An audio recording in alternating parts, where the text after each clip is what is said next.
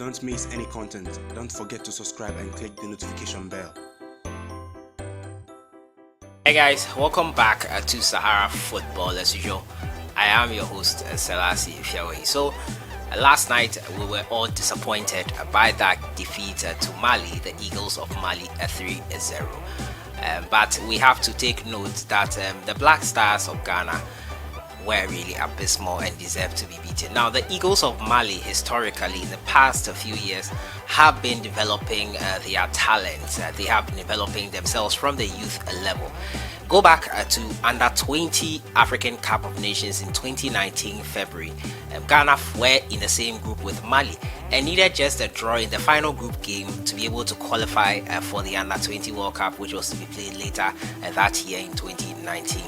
Unfortunately, the Ghana under 20 side, as the Black Satellites, were unlucky. They could not make it.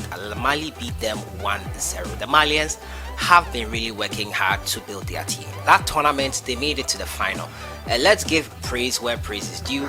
Ghana were abysmal, but Mali were really on top of their game. They have been on top of their game for a while now. I think Ghana are still living in the past glory, thinking we are still the juggernaut of football as we used to be in the heydays of Asamoah Gyan, Stephen Appiah and Michael Essien. We are past that, and the development of the youth teams has been abysmal, to say the least. That is why we lost essentially yesterday. That is why in the past few match days involving the Black Stars, we have not been impressed with the way they have been playing.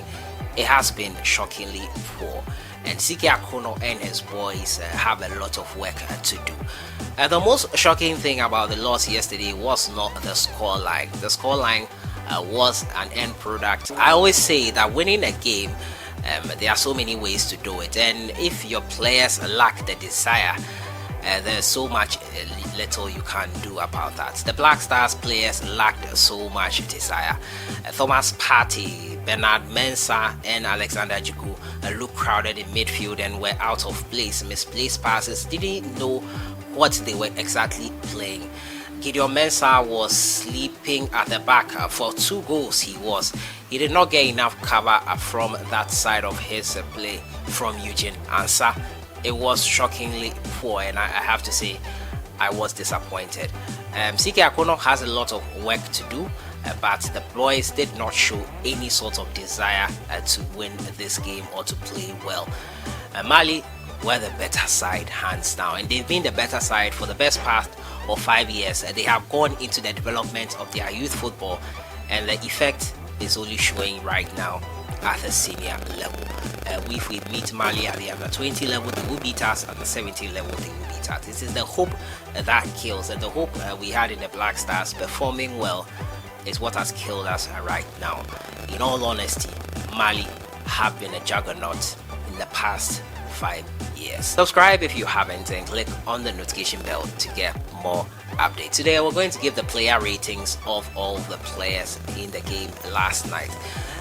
From Lawrence Artici, who got his first start in a Black Stars jersey. This was his first start since March 2019 when he was in post against Ghana versus Mauritania game in that second game we played after playing an AFCON qualifier. Also, another issue I noticed about the Ghana Black Stars, aside the development of our youth players, is our rapidness or rush in calling up players who are Ghanaians but grown outside. Yes, I've been an advocate for that, but looking at this squad, I feel that it is important to call those players up, but we have to call them up when they are at the youth level.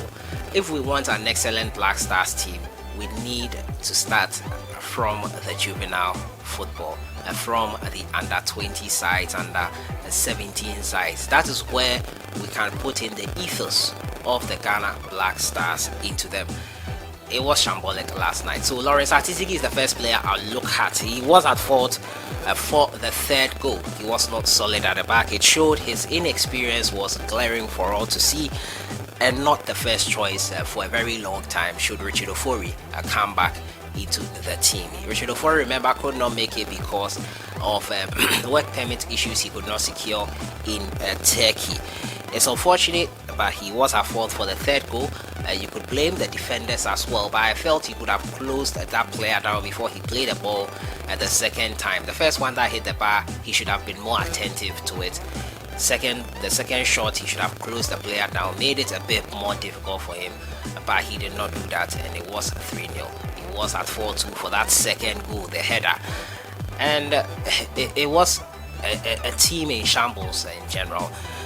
Tariq Fusu, he showed sparkles of brightness at right back, but Tariq Fusu struggled to get into the game, as a lot of his teammates as well. Tariq Fusu was impressive, the bright spark of a really dim sort of Black Star squad. I haven't seen him play really. It wasn't the best. I think he can do better, but he didn't do himself any favors with this performance. He was the brightest spark in the team, but he has to step up his game. Gideon Mensah was caught napping, was at fault for the second and first goal as well. For the first goal, he was caught napping by the Malian captain Hamari Traore. He opened the scoring with that long busting run from his side. He did not get enough cover from Eugene Ansar, who should have been covering him also at that end. Nicolas Opoku and Kasim Nuhu, their partnership was not flourishing over this game. It wasn't the best game from both of them. I think Nicolas Opoku was hauled off with an injury later on in the game. Kasim Adams was quite solid, but the partnership with Nicolas Opoku was not the best on the night. Alexander Ajiku was careless in possession, for my opinion. Misplaced passes, moved to the center back later on, but was not up to it. He has a lot to do to prove his worth in this Black Star squad. Bernard Mensah's partnership with Thomas Partey wasn't the best, below par performance, but Bernard Mensah was much more better than a few other Black Stars players in midfield, most notably Juku and Andre Ayew. Bernard Mensah showed some sparks in there. He was replaced in the game later on. Thomas Partey, by his standards, a very poor game. Looked to create chances and make things happen, but it was just not happening. Cross for Jordan Ayew to head, who did not make a good connection with this, was the highlight for him in the first half, and a shot from range in as late as the 85th minute were some of the high points from the game for him. It was shockingly abysmal for Thomas Partey, who I think, apart from Bernard Mensah, was the second best player on the pitch, along with Tariq Fusu. Eugene Ansar was a ghost in this game until his substitution, rightly so, in the 41st minute against Kamaldeen Suleiman. Eugene Ansar, I don't think he will be playing any part in this Black Star squad in the foreseeable future. He was abysmal, to say the least. As Kamaldeen came on for him in the 41st minute. Andre Ayew should not have lasted 90 minutes, in my opinion. Poor shots on target, was caught offside on a few occasions, misplaced passes as well. Failed to be effective out from the left wing, out wide.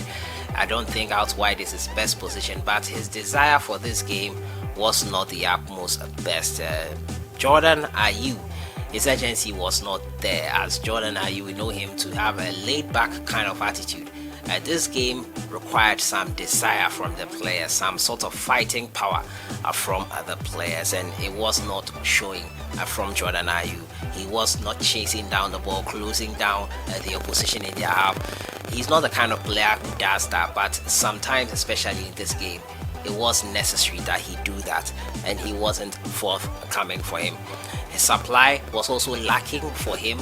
Jordan Ayew, the supply line were lacking. If not for a cross in the first half, he had made a bad connection with from Thomas Partey, and also the shot he had, he could have made a shot himself, but he decided to pass to his brother Andre Ayew, who shot it horribly wide, and another chance too he had, but I think he was caught offside on that occasion. Andre Ayew with that second shot. He had few snapshot chances in here and there, but it wasn't the best night for him as well. And the substitutes, Kamaldeen made a few sprints, looked to have gotten a penalty call, but the youngster showed promise, although not the best. His cover for Gideon Mensah for that third goal was not the best. He was really really not up to it on that occasion.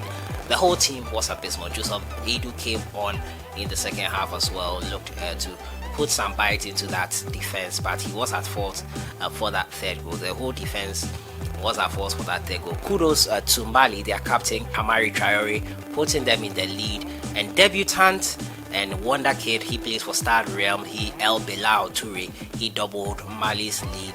Amadou Haidara also made it 3 goals for 15 minutes from time. Mali deservedly winners. They on the day were more hungrier than the Black Stars players.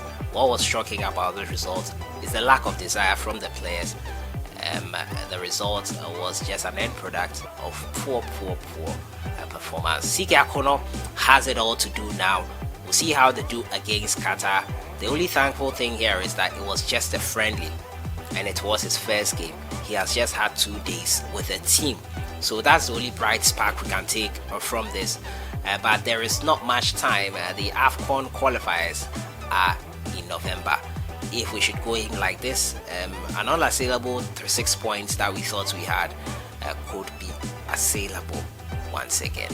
Let me know your thoughts in the comments box. Any poor performances you saw in the game there, but let's give credit where credit is due. As I said, Mali deserved winners. I'll see you guys in the next one. Enjoy your day.